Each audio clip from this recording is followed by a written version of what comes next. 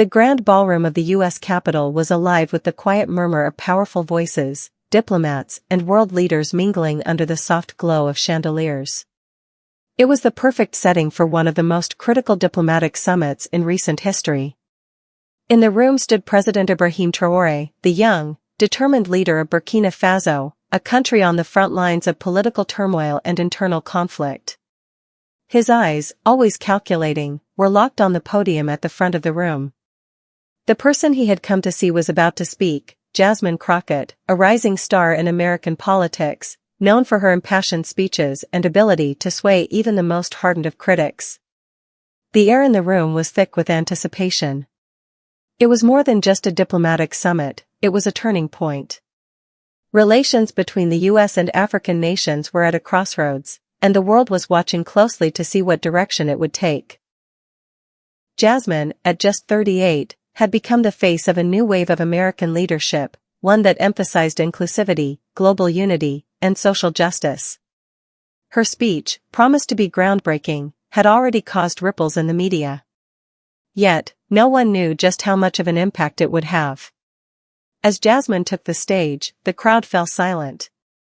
She was dressed in a tailored black suit that exuded authority, but her eyes, filled with empathy, scanned the room, resting on President Traoré for a brief moment. Her voice was calm but resolute as she began to speak, each word deliberate, each sentence charged with meaning. "Our world faces deep divisions," she began, her voice cutting through the silence like a blade. "Across every continent, nations are struggling to stand together in the face of crises. In Africa, where resources are abundant, yet opportunity often seems scarce, the resilience of its people remains unshaken. But the truth is, we are all interconnected. No nation, no matter how far from another, can thrive in isolation. The challenges of one are the challenges of all." President Traoré's brow furrowed. Jasmine's words were not simply diplomatic pleasantries, they were a call to action. She spoke of unity, the kind that transcends borders, a unity born of shared humanity. She painted a vivid picture of what the future could look like, a future where African nations, like his own, were not merely recipients of aid but partners in a global effort for prosperity and peace. The room was spellbound, but it was clear that Jasmine's message wasn't just for the leaders in the room, it was for the world. As she continued, her words grew more personal. She spoke of the people of Africa, the struggles they faced daily, and the untapped potential that lay beneath the surface of political unrest. She didn't just speak to the leaders, she spoke to the souls of those who had suffered in silence for too long. Her voice quivered slightly as she spoke of the mothers who lost children to hunger, the farmers whose land had been stolen, the children who grew up without hope. "Every life matters," she said, her voice thick with emotion. "And it's time the world recognizes the responsibility we all bear." But it wasn't until she spoke of President Traoré's own country that the shift began. Her gaze locked with his. She mentioned Burkina Faso by name, describing how, despite the chaos and instability, the heart of the nation remained strong. She spoke of Traoré not as a foreign leader but as a fellow human being, a man burdened with the weight of his people's struggles, striving against all odds. It was then that the unthinkable happened. Traoré, usually composed and unyielding, felt a crack in his armor. His eyes welled with tears, a rare display of vulnerability that shocked everyone in the room. For a moment, the world seemed to stop. The room fell into a deep silence, the weight of Jasmine's words pressing down on every listener.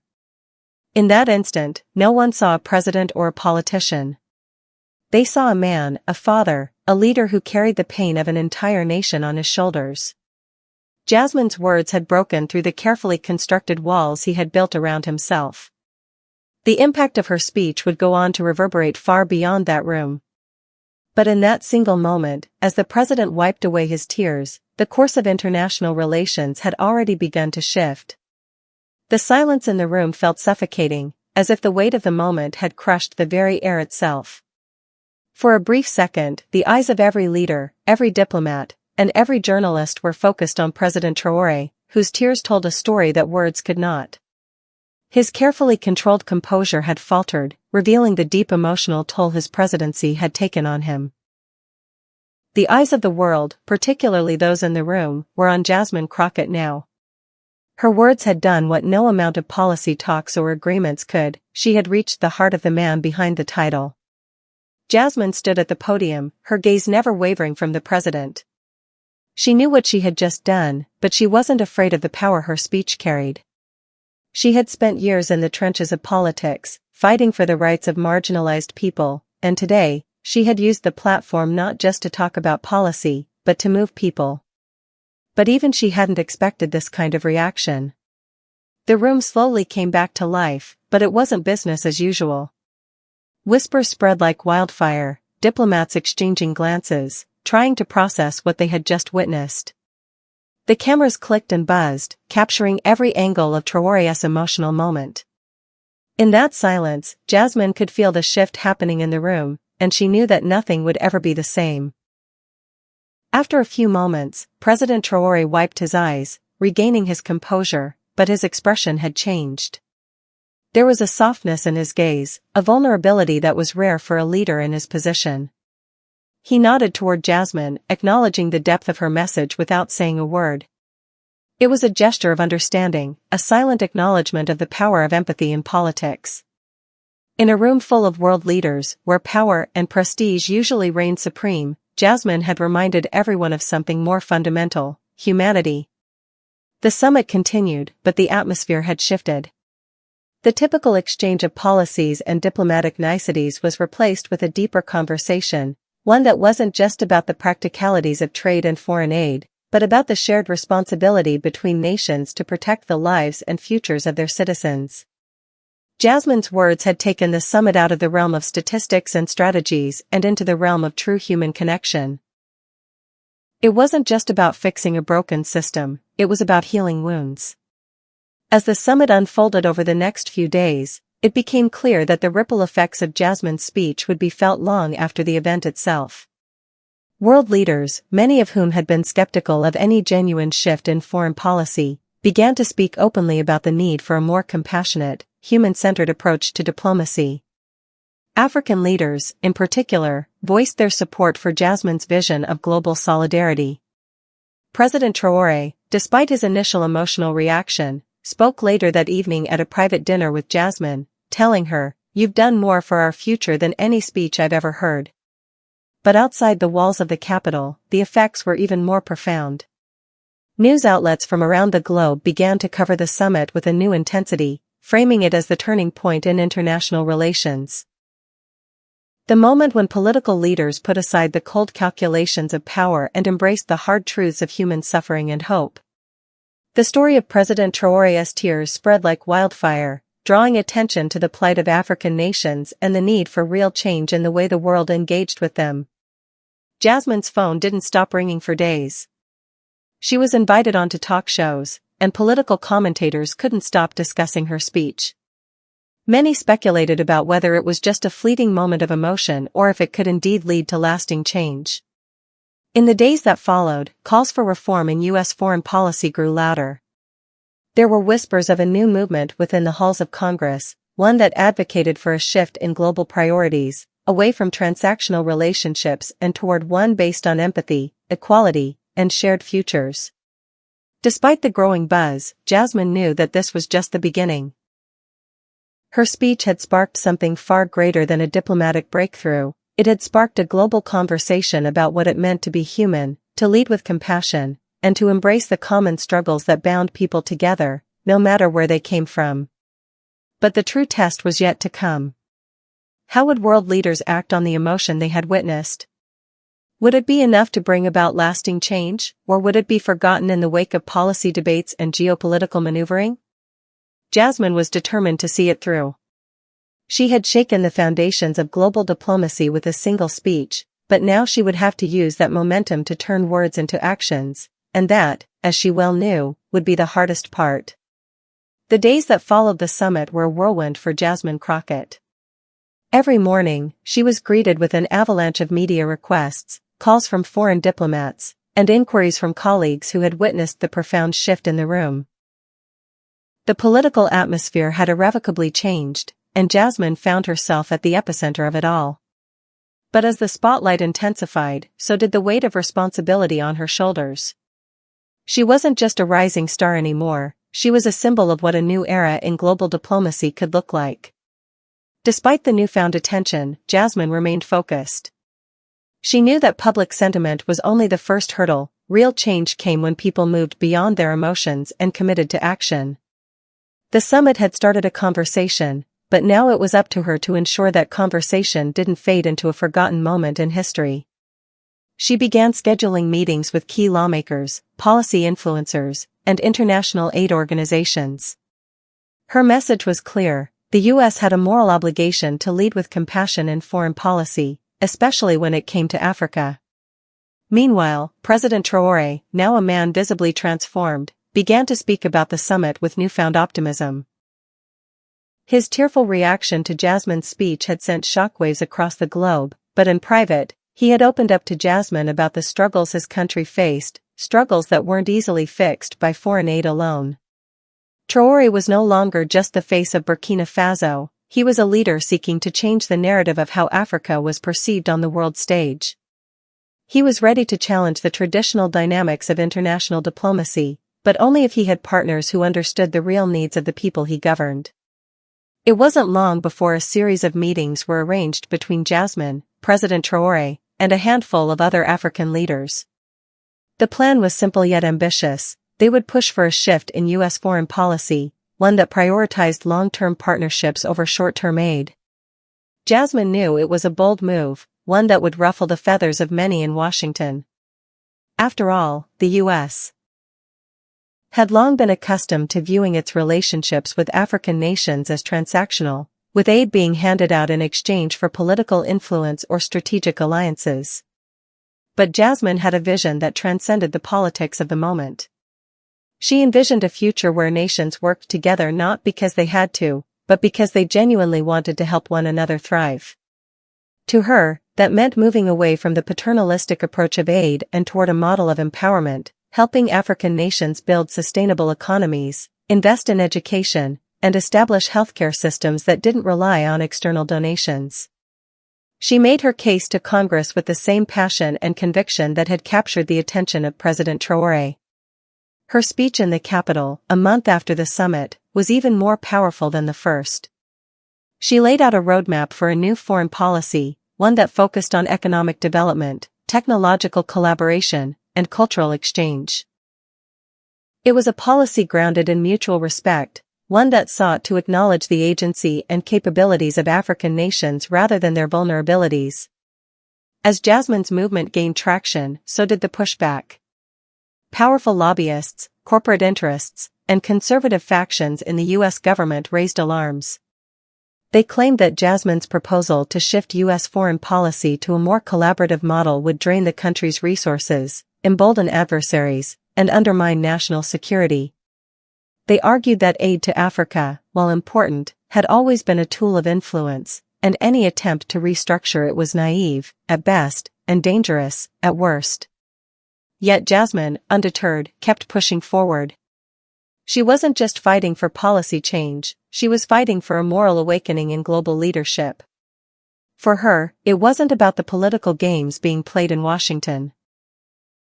It was about the children in Burkina Faso who had never seen a doctor, the farmers in Mali whose livelihoods were slipping away due to climate change, and the women across Africa whose voices were rarely heard in the halls of power.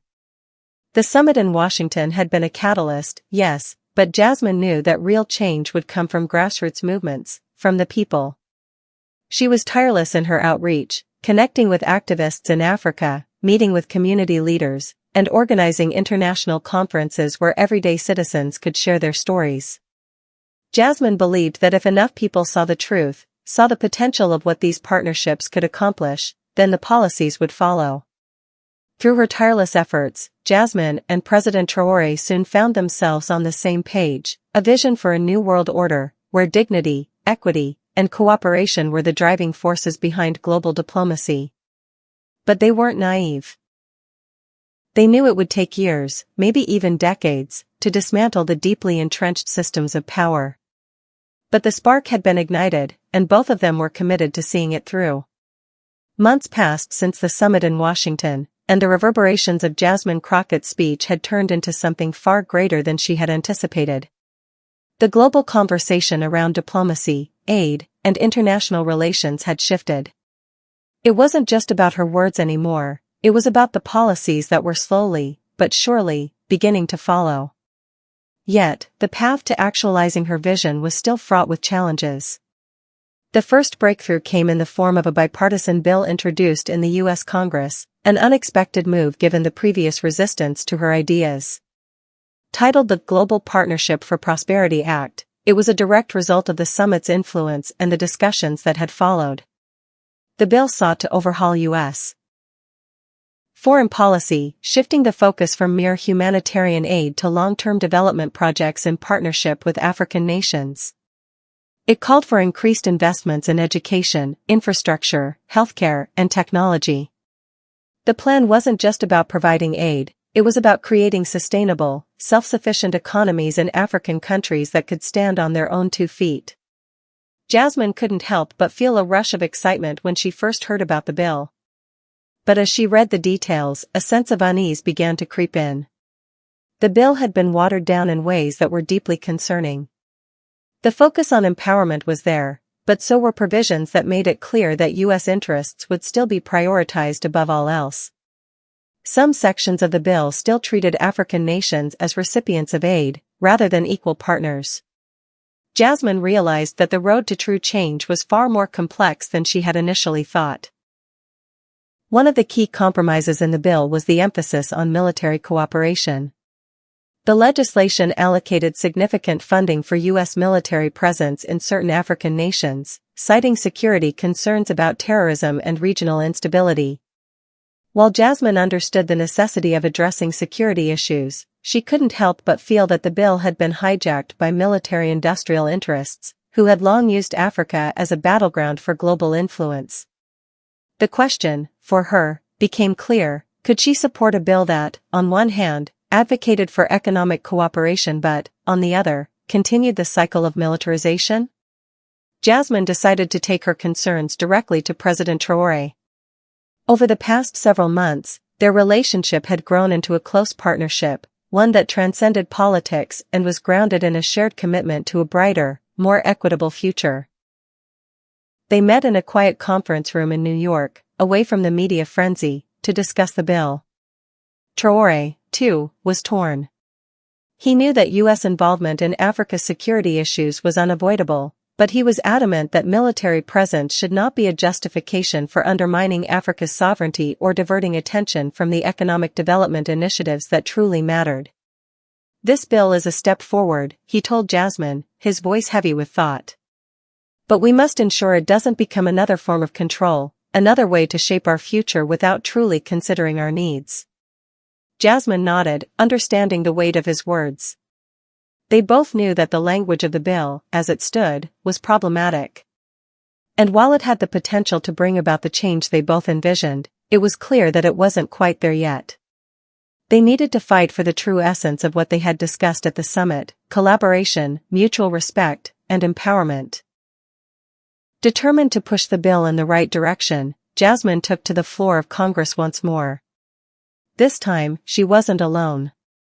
Traoré joined her, along with several African leaders, to advocate for a series of amendments that would shift the focus of the bill from militarization to economic collaboration and infrastructure development. Their combined presence, their shared commitment to the cause, sent shockwaves through Washington. The battle in Congress was fierce.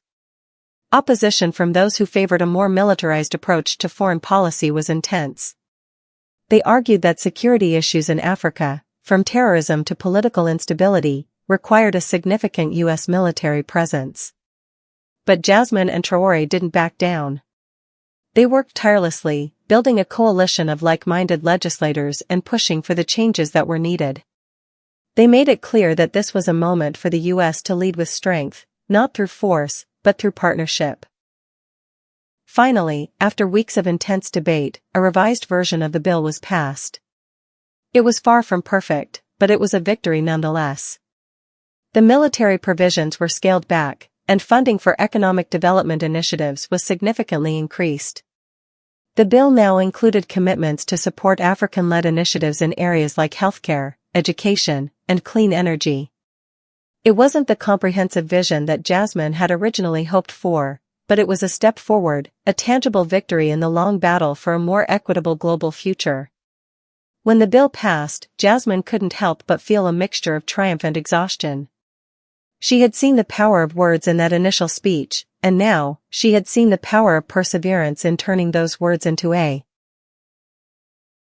But she knew the journey wasn't over. The bill was just one piece of the puzzle. The real work was still ahead, working with international organizations, pushing for local implementation, and ensuring that African nations were not merely partners on paper but true collaborators in every sense of the word. As Jasmine stood on the steps of the Capitol, watching the news coverage of the bill's passage, she felt a surge of hope. The tide had turned. The world was starting to listen, and with every word, every action, they were moving closer to a future where global diplomacy wasn't about power, but about shared progress. The sun hung low over Washington, D.C., casting long shadows over the Capitol building, now a symbol of change.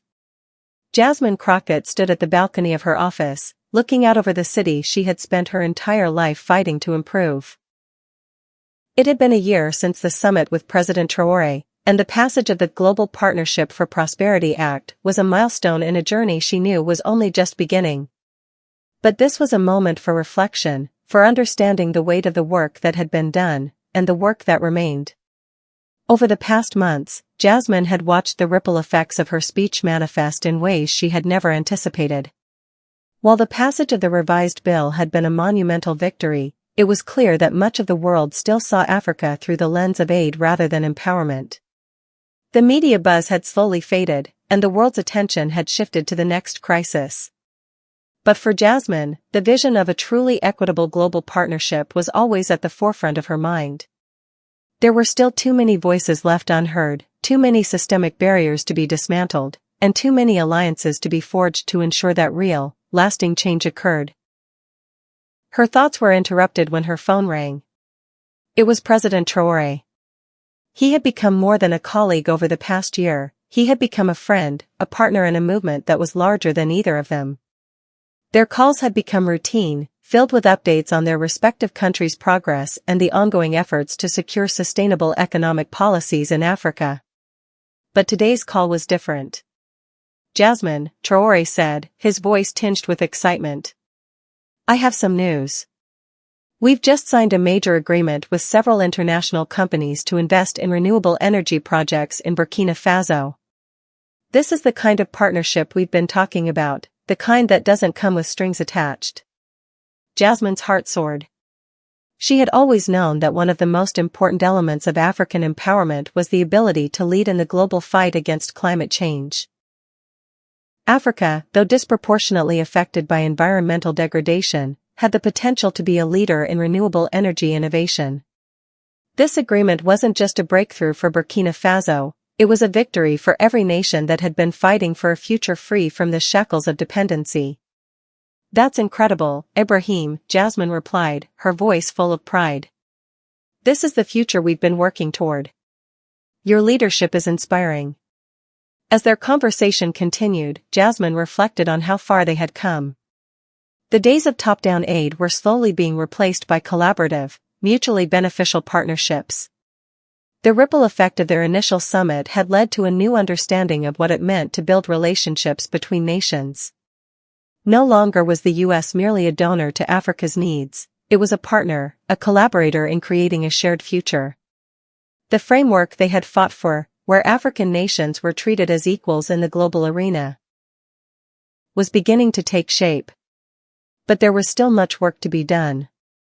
Jasmine knew that one success wasn't enough to change the narrative of centuries of exploitation. It would take years, decades, perhaps, before the effects of this shift were fully realized. But this agreement in Burkina Faso, like the passage of the bill in the U.S., was a symbol of what was possible. It was proof that a new kind of diplomacy, one based on equity, respect, and shared responsibility, could be successful. As she hung up, Jasmine's thoughts turned back to the speech she had delivered in Washington. At the time, she had hoped that her words would resonate deeply with those in power. What she hadn't anticipated was that those words would ripple out, touching hearts and minds around the world, sparking a conversation that would shape the course of history. She had awakened something in the hearts of many, but most importantly, she had awakened something in herself. There were moments, she knew, when it felt like the world was moving too slowly, when the weight of injustice was almost unbearable. But Jasmine had learned the true value of persistence. She had learned that every step toward change, no matter how small, was progress. And most importantly, she had learned that the future wasn't something that simply happened, it was something that could be created, with determination, vision, and an unshakable belief in the power of humanity to overcome its divisions. The world was watching, yes. But it was also beginning to act. Countries that once viewed each other through the lens of suspicion and self-interest were starting to build bridges. The leaders of tomorrow were standing up and demanding something better. And at the heart of it all stood Jasmine Crockett, a woman who had dared to speak the truth and who had never backed down, even in the face of overwhelming odds.